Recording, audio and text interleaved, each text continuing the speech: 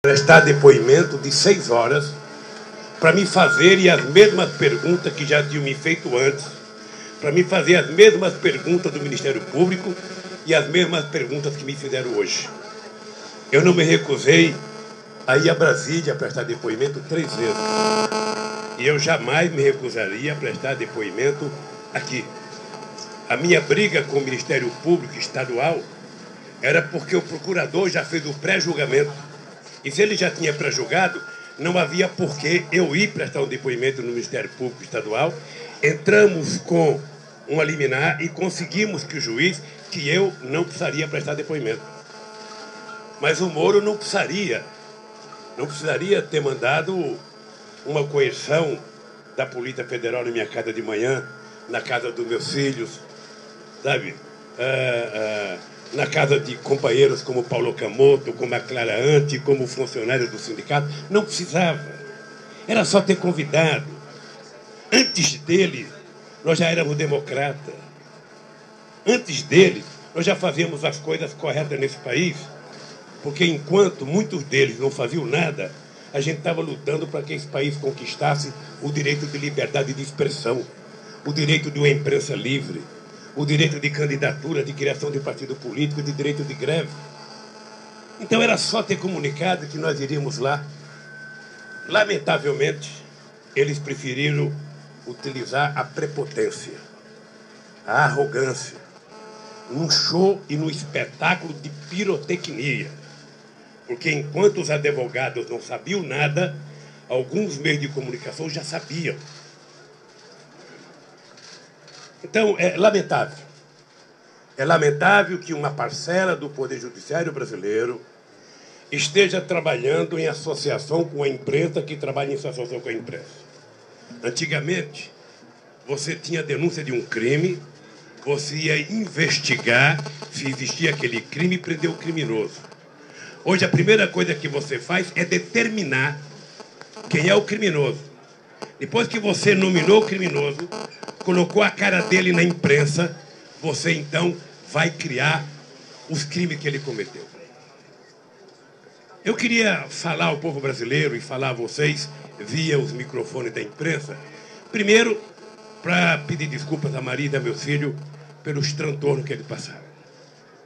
Enquanto nenhum desses que foram na minha casa trabalhavam, com 11 anos a Marisa já era empregada doméstica. E eu acho que ela merecia respeito. Segundo,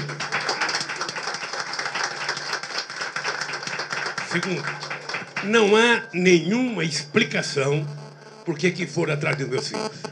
Nenhuma explicação, a não ser o fato de eles serem meus filhos. Nenhuma. Terceiro, eu quero dizer à Clara Ante, coitada, que foram na casa dela de manhã, sabe, que foram o Paulo Camoto, que foram no sindicato, sabe?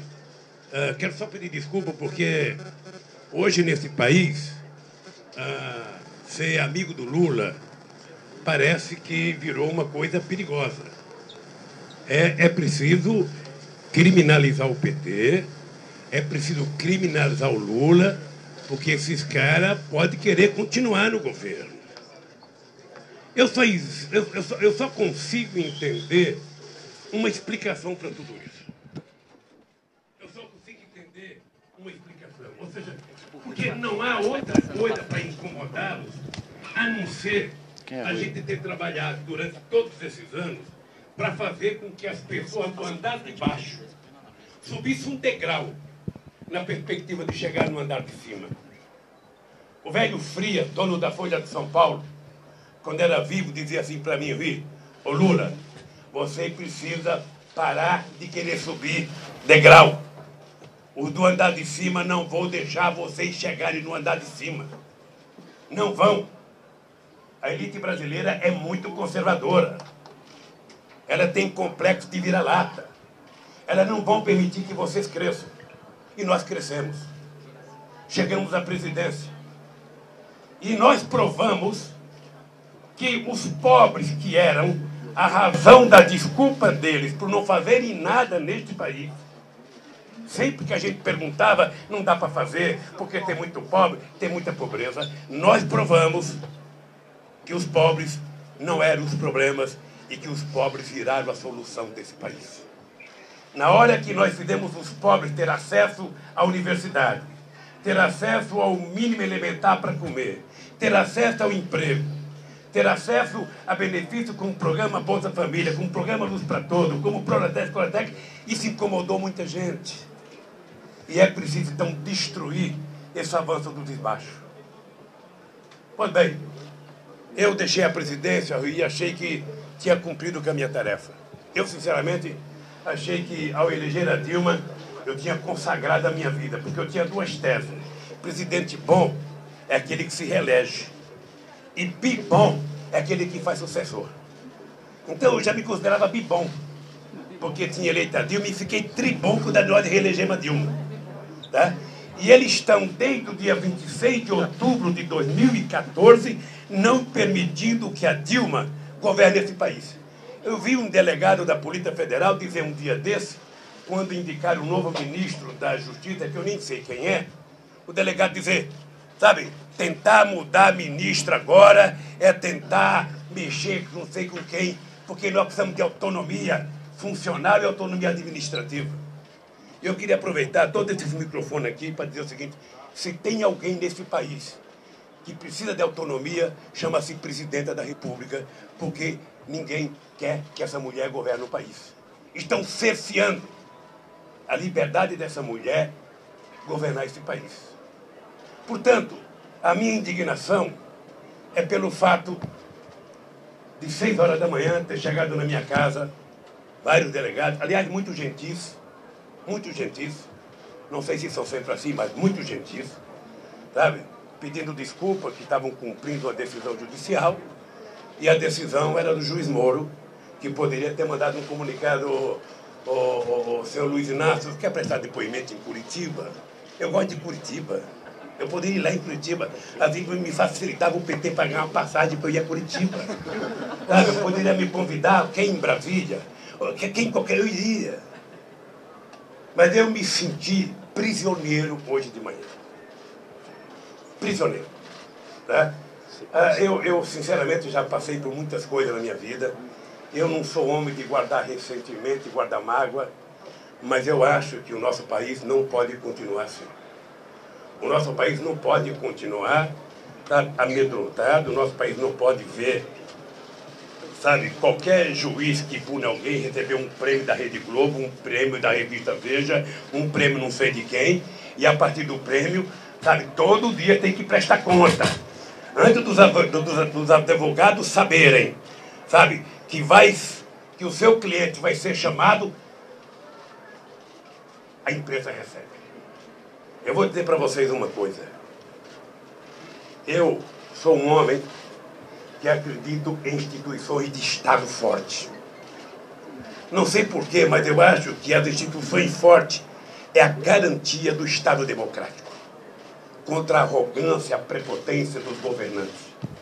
E vocês sabem que desde a Constituinte eu briguei para ter um Ministério Público forte. Vocês sabem que eu cheguei na presidência, a primeira coisa que eu fiz foi instituir uma coisa que eu trazia do movimento sindical. Eu vou indicar sempre o primeiro da lista indicado pela corporação, talvez pela minha formação corporativa de sindicato. Tem que ser o primeiro reitor, tem que ser o primeiro procurador, tem que ser... Era tudo o primeiro. Tá? Eu adotei isso no Brasil. E não me arrependo. Mas é importante que os procuradores saibam que uma instituição forte, uma instituição muito forte, tem que ter pessoas muito responsáveis. E o cidadão que fez alguma denúncia contra mim, ele, na verdade, algumas pessoas são cúmplices, uma obedece à orientação da revista Época. Quando nós desmentimos a revista Época, o procurador resolveu fazer o papel da Época e pedir investigação das minhas palestras.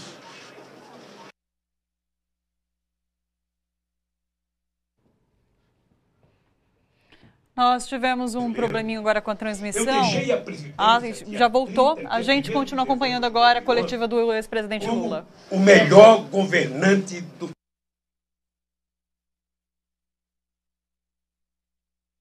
mais do. O nosso sinal está um pouco ruim, a gente está tendo alguns problemas na transmissão, mas vai e volta toda hora, vamos continuar acompanhando. Como nós fizemos nesse país. E o Brasil era motivo de orgulho. E por isso, eu virei um conferencista importante. Ninguém queria que eu discutisse sexo dos anjos. Nem queria que eu discutisse, o cosmos. Ninguém queria nada. O que as pessoas queriam? As pessoas queriam que o Lula falasse das coisas que foi feitas no Brasil. Que milagre vocês fizeram para aprovar as cotas, colocando o negro na universidade? Que milagre vocês fizeram para criar o ProUni? Que milagre vocês fizeram para aprovar o ProEx, o FIES? Que milagre vocês fizeram para levar energia a 15 milhões de pobres nesse país? Ou seja, que milagre vocês fizeram para fazer com que o salário mínimo aumentasse durante todos esses anos? Ou seja, qual foi o milagre que vocês fizeram? Era isso que as pessoas queriam saber. E por isso eu me transformei no conferencista mais caro do mundo junto com o Bill Clinton. Aliás, ele foi meu paradigma. Ele foi. É importante dizer que eu falo com orgulho. Várias empresas que agenciam, vários presidentes, Kofi Annan, Tony Blair, Gordon Brown, Sarkozy, Chirac, todo mundo queria me empresariar. E a Clarante falou, não, aqui no Instituto que vai empresariar somos nós no Instituto. Você é um produto nacional, não tem multinacional aqui, é nós que vamos empresariar vocês. E quanto vai cobrar, quem é que cobra mais? É o Clinton, então vai ser igual o Clinton. Paga quem quiser, contrata quem quiser. E tem mais, para contratar tem que pagar transporte, tem que pagar assessoria. Tem que pagar, porque não somos pouca coisa, eu não tenho complexo de vira-lata. Eu sei o que eu fiz nesse país. Eu sei o orgulho e a autoestima desse povo. É engraçado que as pessoas que estranham que eu cobro 200 mil dólares não se preocuparam do Clinton vir aqui na CNI o mês passado e cobrar 1 milhão só da CNI. Os vira-lata bate palma. Nossa, como ele fala bonito. Nem entendo o que ele fala, mas como ele fala bonito. Falou tão bonito que eu não entendi. Não, companheiro, eu lamento. Lamento, vocês não imaginam a pergunta sobre as palestras. Vocês imaginam as perguntas sobre medida provisória? Um delegado de polícia que quer saber o que aconteceu com a medida provisória não tem que perguntar para o presidente. Ele tem que ir no Congresso Nacional e perguntar para todos os deputados e senadores que votaram favorável. Tem que perguntar para todos os relatores das comissões e não para o Lula, para Dilma. O presidente é o último que sabe. Porque a medida provisória vem passando por ministério até chegar para o presidente assinar, vai para o Congresso e vota para o presidente vetar ou sancionar. Você foi chefe da Casa Civil. Não, e você tem que responder essas coisas. Você tem que responder pelo acervo. Eles agora querem saber do acervo do Lula. Poderia ter querido saber do acervo antes de me comprometer com essas tranqueiras todas. Você sabe o que é alguém sair da presidência com 11 containers de acervo sem ter onde pôr? Você sabe o que é sair com cadeira, com trono, com papel, com tudo que vocês possam imaginar? Porque se somar todos os presidentes da história desse país, desde Floriano Peixoto, eu fui o que mais ganhei presente. Porque viajei mais, porque trabalhei mais, porque viajei o mundo, até trono da África. O que eu faço com isso? É uma coisa do presidente, mas de domínio público. Eu tenho que tomar conta, mas ninguém me paga. Então é o seguinte, essas coisas, o Ministério Público está preocupado, ô Rui, eu acho que é importante vocês oferecerem meu acervo. Eles têm um prédio lá redondo de vidro fumê que pode guardar as coisas que eu tenho. Aqui não me faz nenhum importante a quantidade de relógio de ouro que eu tenho. Eu uso meus CITES aqui, não vou fazer merchandising, que custa uns 500, 600 reais. Eu não quero o relógio para valorizar meu pulso, eu quero o relógio para valorizar a hora. Eu quero saber se ele funciona ou não. Então, eu sinceramente, fiquei indignado com esse processo de suspeição. Eu quero dizer, Rui Falcão, para você, como presidente do meu partido, se a Polícia Federal, o Ministério Público, ou quem quer que seja, encontrar R$1 de desvio na minha conduta, eu não mereço ser desse partido. Não mereço. Agora, eles precisam aprender. Que eu aprendi a andar de cabeça erguida nesse país, não por favor. Eu aprendi levantando 3 horas da manhã para fazer a assembleia em porta de fábrica. Eu aprendi fazendo comício em ponto de ônibus. Eu aprendi vendo o companheiro tomar borrachada todo santo dia. E quero dizer que eu não vou baixar a cabeça. O que eles fizeram com esse ato de hoje foi fazer porque a partir da semana que vem, eu quero dizer aqui a CUT, ao PT, ao Sem Terra, ao PCdoB, que a partir da semana que vem, me convidem, que eu estarei disposto a andar esse país, fazendo a minha prevenção. Porque não é possível ver o país sendo vítima do espetáculo midiático, sabe? Em que coloca como corrupção um barco de R$4.000 da dona Marisa. Eu, se pudesse, eu dava um iate para ela, não um barco de R$4.000. Se preocupando com um pedalinho de R$2.000 que ela comprou para os netos. Se preocupando porque eu estou utilizando a chácara de um amigo. Eu uso a de um amigo porque os inimigos não me oferecem. Bem que a Globo poderia me oferecer o triplex de Paraty que eu estaria lá.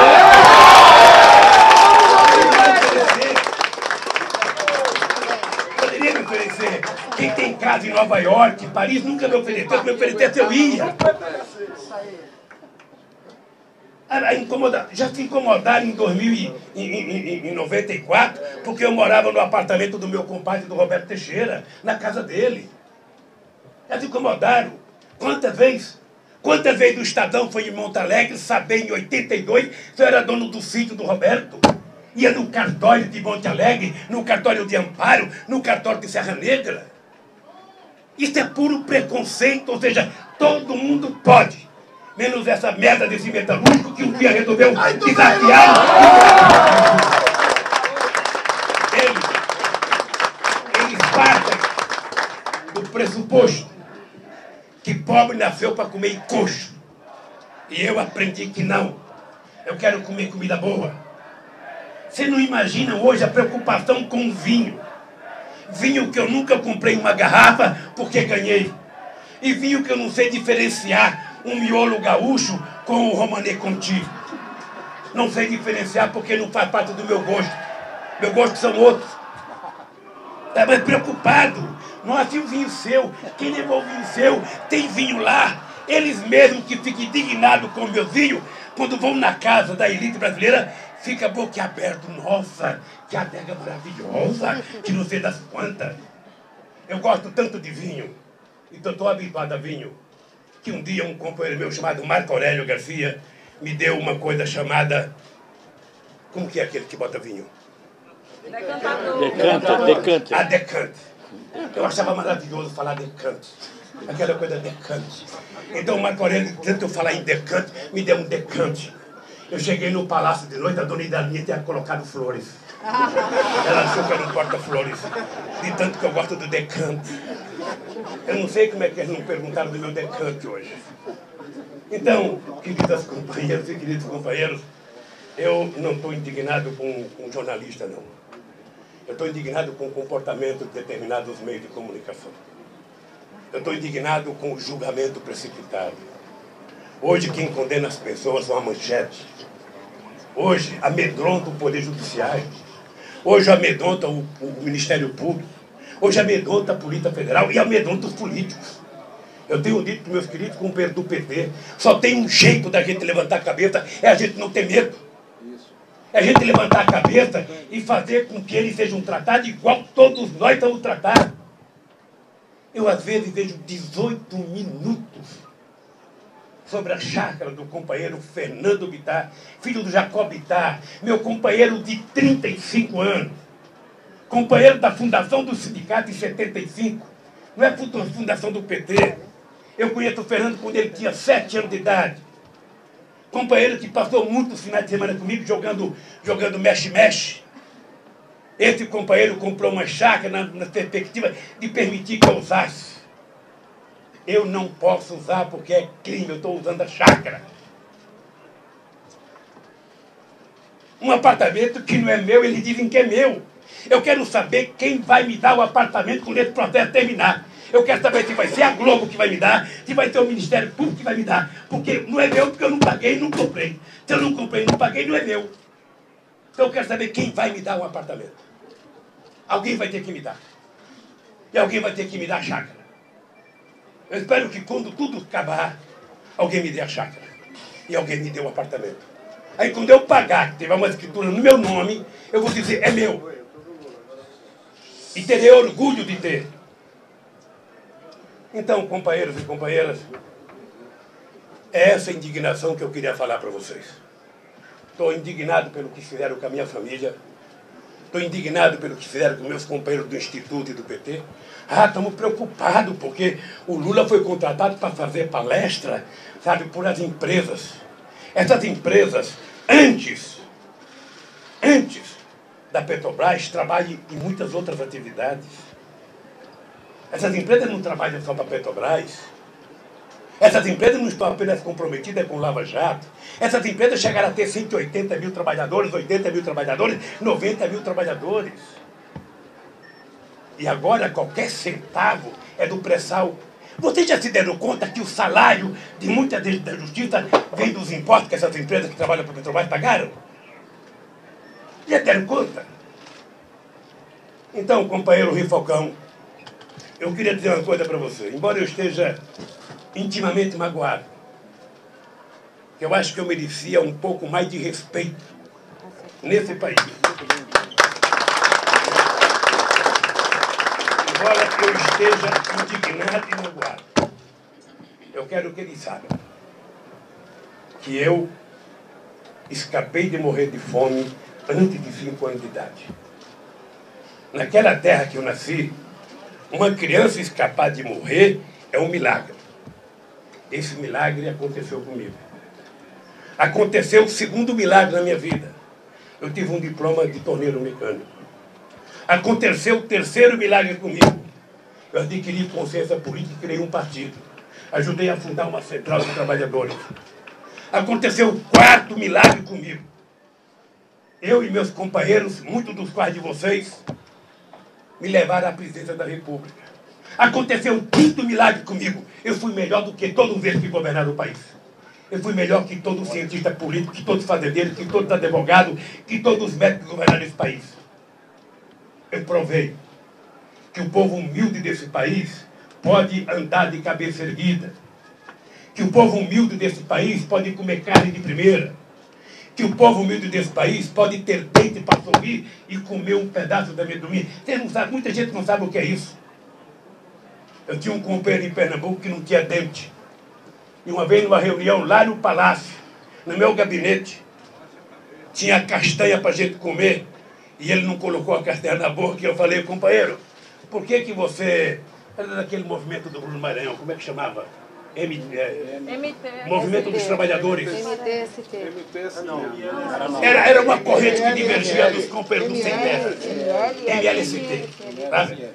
Aí eu falei, companheiro, você não vai comer a castanha? Não, eu não posso, presidente, eu não posso mastigar, fico só chupando a castanha. Eu falei, mas lá na tua cidade não tem Brasil Sorridente? Aí eu não sei. Eu liguei para Eduardo Campos, governador de Pernambuco. Eu falei, Eduardo, você não tem Brasil Sorridente aí? Ah, tem. Então é o seguinte, ó, tem um companheiro aqui do MLST que você vai colocar esse companheiro para colocar dentro, é de graça e de boa qualidade. Bicho, passou um mês, eu fui a Pernambuco inaugurar o estaleiro. Encontrei um menino com uma prótese que parecia dente de artista de televisão. E ele falou assim para mim, Lula, é o seguinte, eu agora posso mastigar carne e posso comer castanha e amendoim. Agora só falta você me dar um carrinho velho para me andar por aqui. Sabe, essas coisas que aconteceram no Brasil talvez incomodem muita gente. Então eu quero dizer para vocês o seguinte. Eu, embora esteja magoado, eu acho, Rico, que o que aconteceu hoje era o que precisava acontecer. O PT levantar a cabeça. Há muito tempo que o PT está de cabeça baixa. Há muito tempo que todo santo dia alguém faz o PT sangrar. Não precisa prova, é só dizer. Então eu acho que agora é o seguinte, nós vamos ao seguinte, a partir da semana que vem, quem quiser um discursinho do Lula, é só acertar. Passagem de avião, não vai de ônibus que demora muito. Passagem de avião, que eu estou disposto a andar nesse país. Não sei, Rui, se serei candidato em 2018, não sei. A natureza às vezes é implacável com a gente que ultrapassa 70. Mas como a ciência também avançou, a ciência avançou. Se Deus E essas saúde. coisas todas que eu faço aumenta a minha tesão de participar das coisas nesse país. Eu descobri agora que nem tudo está acabado como eu pensei que estava tudo pronto. Então, é preciso recomeçar. E, portanto, nós vamos recomeçar de novo, Rui. Fazer das mesmas coisas que a gente fazia. Eu viajava de São Paulo para o Acre para falar com 4 pessoas. E fazia discurso ao sol das 2 horas da tarde, como se tivesse 1 milhão de pessoas na rua. Me esbelava 1h30. Sabe? Conseguimos criar um partido. Estou disposto a fazer a mesma coisa, Rui. Então, quero que vocês saibam o que aconteceu hoje. Embora tenha me ofendido, embora tenha magoado, sabe, a minha história, embora eu tenha me sentido ofendido, porque não precisava disso, eu me senti ultrajado como se fosse prisioneiro, apesar do tratamento cortês dos delegados da Polícia Federal. Eu quero dizer, se quiseram matar a Jararaca, não bateram na cabeça, bateram no rabo. E a Jararaca está viva como sempre esteve.